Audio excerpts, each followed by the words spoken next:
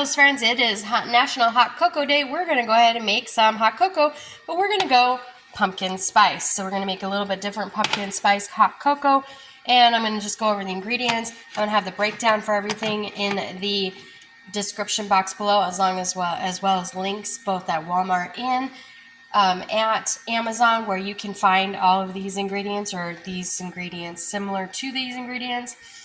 And all you have to do is click it and order them. All right, so we want milk. Milk has got to be from pasture-raised herds if possible.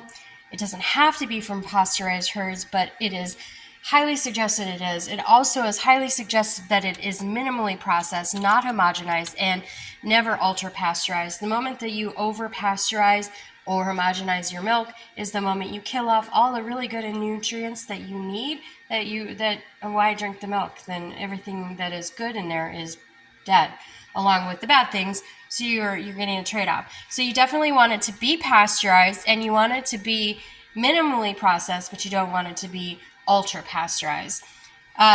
Salt, baking cocoa, marshmallow, these are the brands I use.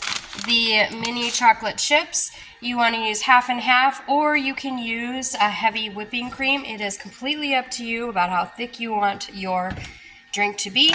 And then an organic pumpkin puree. And once you have opened this, you're not going to use all of this. So once you open it, put the rest and the remainder into a mason jar, date it so that you've got it, then you can pull it out anytime to make this special hot chocolate. Ceylon cinnamon, which as you can tell we use a lot of. I actually order it by the refills, but Ceylon cinnamon is the true cinnamon. You want to use that. Vanilla extract, nutmeg, and of course your pumpkin spice.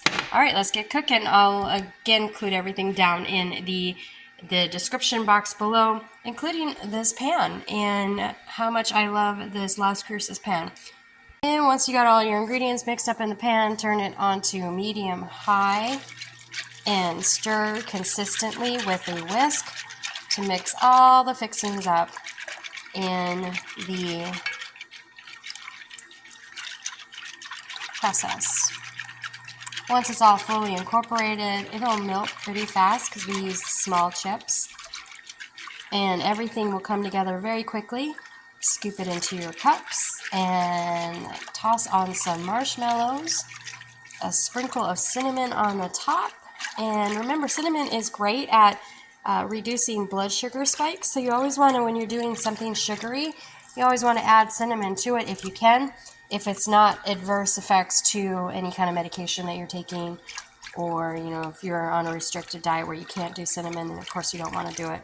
But if you can add cinnamon to your sugary sweet meals, then definitely do, because it will help with help with any blood sugar spikes.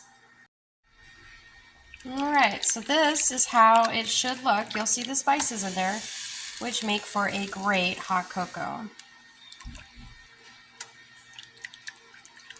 And I wanted to show you the Spurtle whisk in this video. And there is the finished hot chocolate. Yum, yum, delicious. What is your favorite variation on the typical hot chocolate recipe? Let us know in the comment section below.